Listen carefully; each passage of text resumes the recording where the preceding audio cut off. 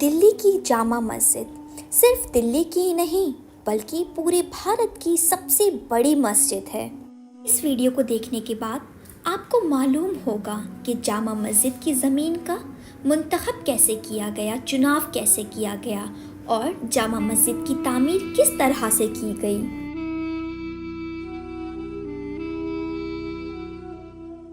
आज हम इतिहास के कुछ पन्ने पलटेंगे और साथ ही यहाँ के बारे में जानने की कोशिश करेंगे और हमारे प्रॉफिट की कुछ यहाँ पर बेशकीमती चीज़ें रखी हुई हैं, वो भी हम आपको दिखाने की कोशिश करेंगे। जामा मस्जिद में तो बड़ी बड़ी और काफ़ी ऊंची ऊंची मीनारें बनी हुई हैं और इन मीनारों में एक रहस्यमयी इतिहास छुपा हुआ है। हमारे भारत में पहले जितनी भी मस्जिद बनाई जाती थी उनमें मीनार बनाने का कोई भी सिस्टम नहीं था, लेकिन शाहजहाँ को एक विचार आया कि हमें मस्जिद में मीनार बनानी चाहिए। शाहजहाँ ने अपना फरमान जारी कर दिया कि जामा मस्जिद में तो बड़ी बड़ी और ऊंची ऊंची मीनारें बनाई जाएं, ताकि जब भी नमाज का वक्त हो उस पर चढ़कर अजान दी जाए और उस अजान की आवाज़ सुनकर लोग नमाज के लिए दौड़े चले आएं। उसके बाद से भारत में सभी मस्जिद में मीनारें बनाई जाने लगी जामा मस्जिद की नकल करके, जैसे कि लाहौर का जामा मस्जिद। इन खंभों की ऊंचाई इतनी ज़्यादा थी कि जब ऊपर से अजान दी जाती थी तो आवाज़ नीचे मस्जिद तक नहीं पहुंचती थी, बल्कि लोग वक्त देखकर खुद ही नमाज पढ़ने आ जाया करते थे। आज के वक्त पे अगर आप कभी भी जामा मस्जिद जाएं तो ज़रूर आप मीनार पर चढ़कर एक नया सा एक्सपीरियंस गेन करें।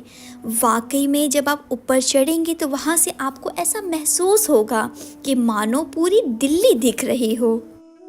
चलिए एक बार हम आपको मीनार के अंदर का नज़ारा दिखाते हैं। यहाँ पर मैं आपके साथ कुछ बातें शेयर करना चाहूँगी जो मैंने खुद वहाँ पर जाके एक्सपीरियंस की। अगर आप मीनार घूमना चाहते हैं, इस बात का ख्याल रखिए कि कोई भी पब्लिक हॉलीडे ना हो और संडे ना हो, क्योंकि इन दिनों में यहाँ पर बहुत ज़्यादा भीड़ होती है। और दूसरी बात, बुज़ुर्गों को और बच्चों को लेकर अंदर आप प्लीज़ ना जाएं, क्योंकि जिस दिन मैं यहाँ पर गई थी उस दिन यहाँ पर बहुत ही ज़्यादा भीड़ थी, क्योंकि उस दिन संडे का दिन था। लोग अपने छोटे छोटे बच्चों को लेकर ऊपर जा रहे थे और काफ़ी बूढ़े लोग भी जा रहे थे जो बिल्कुल चल भी नहीं पा रहे थे। वो एंजॉय करने की जगह सफ़र कर रहे थे, मगर ऊपर का नज़ारा वाकई में बहुत ही खूबसूरत था। इतनी प्यारी और नेचुरल हवा चल रही थी कि वहाँ पर आपको पंखे और एसी की तो ज़रूरत ही नहीं पड़ेगी। ऊपर एक बार चढ़ जाने के बाद आपका मन ही नहीं करेगा कि वापस से आप नीचे आए। आखिर शाहजहाँ ने जामा मस्जिद बनवाई ही क्यों और ये मस्जिद इतनी बड़ी क्यों बनवाई, आइए इसका इतिहास जानते हैं। दरअसल बात कुछ ऐसी थी, शाहजहाँ ने एक ख्वाब देखा और मस्जिद बनाने का फ़ैसला किया। मस्जिद के लिए जगह तलाश करने का हुक्म दिया। बहुत ही सोच विचार और ढूंढने के बाद लाल किले के सामने हौजला नाम पहाड़ी को मस्जिद के लिए चुना गया। सन 1650 था और दिन जुमे का था। शाहजहाँ ने अपने हाथों से मस्जिद की नींव रखी। लगभग 20,000 से 25,000 मजदूरों और होनहार कारीगरों ने मिलकर बड़े ही ज़ोरदार तरीके से अपनी कला का प्रदर्शन किया। ठीक 6 साल बाद सन 1656 में मस्जिद बनकर तैयार हुई और मस्जिद का नाम रखा गया जहनुमा मस्जिद। यहाँ पर मैं आपको एक दिलचस्प बात बताती हूँ। लगभग 1656 में मस्जिद की तामीर पूरी हो चुकी थी, मस्जिद पूरी तरीके से बन ही चुकी थी, मगर बात ये थी कि रमज़ान चल रहे थे और ईद में सिर्फ़ और सिर्फ 5 दिन ही बचे थे। शाहजहाँ ने अपनी ख्वाहिश जताई कि वो ईद की नमाज मस्जिद में पढ़ना चाहते थे, लेकिन कारीगरों ने यहाँ पर कहा कि मस्जिद की सफाई में काफ़ी वक्त लगेगा, लगभग 3 से 4 महीने लग जाएंगे, इसलिए बहुत ही मुश्किल है कि शाहजहाँ ईद की नमाज मस्जिद में पढ़ पाए। मगर आप तो जानते ही हैं कि बादशाह की बात को कौन टाल सकता है। सारे मज़दूर और कारीगर बहुत ही परेशान हो गए कि 3 महीने का काम हम 5 दिन में कैसे करेंगे। काफ़ी हिचकिचाहट हुई और आखिरकार ये फ़ैसला लिया गया, आम लोगों के बीच ऐलान करवाया जाएगा और उनसे कहा जाएगा कि मस्जिद में जितना भी सामान पड़ा हुआ है आप लोग मुफ्त में उठाकर यहाँ से ले जाएं। लोगों ने जैसे ही ये ऐलान सुना कि मस्जिद का सामान हमें मुफ्त में मिलेगा, सब लोग खुशी से झूम उठे। इस ऐलान के बाद महज 2 से 3 दिन में पूरी मस्जिद की सफाई हो गई और जितना भी यहाँ पर सामान पड़ा हुआ था सब लोग उठाकर ले गए। उसके बाद जामा मस्जिद में ईद की नमाज अदा की गई। वाकई में जामा मस्जिद को जितना बड़ा बनाया गया है उतना ही खूबसूरत बनाया गया है और इसे सफ़ेद संगमरमर और लाल बलुआ पत्थर से बनाया गया है। ये जामा मस्जिद का आम वज़ू खाना है जिसका पानी वज़ू के लिए इस्तेमाल किया जाता था और आज भी इस पानी को वज़ू बनाने के लिए इस्तेमाल किया जाता है।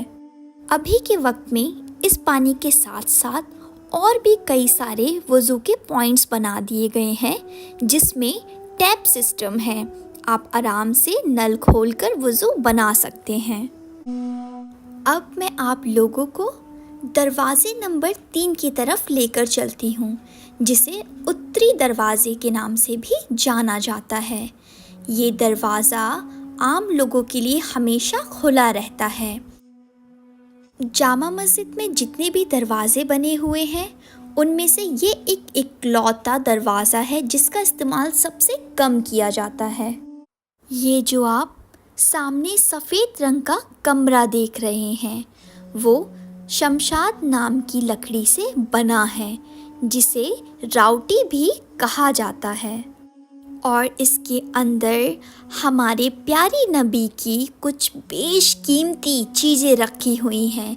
तो चलिए आपको हम दीदार करवाते हैं उन बेशकीमती चीज़ों की।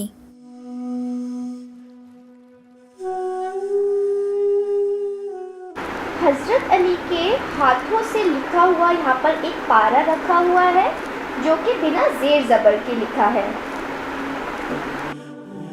और इस पारे को हिरन की खाल पर लिखा गया था क्योंकि उस ज़माने में या तो लोग हिरन की खाल पर या किसी जानवर की चमड़ी पर या फिर पत्तों पर लिखा करते थे क्योंकि कागज़ नहीं हुआ करते थे।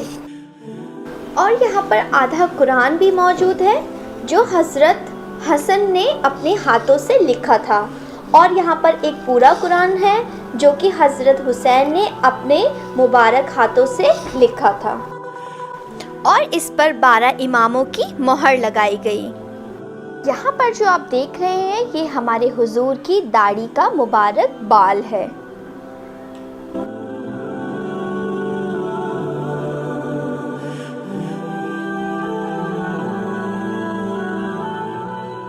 और यहाँ पे हमारे हुजूर की 2 चप्पलें रखी हुई हैं जो कि ऊँट की खाल से बनाई गई हैं।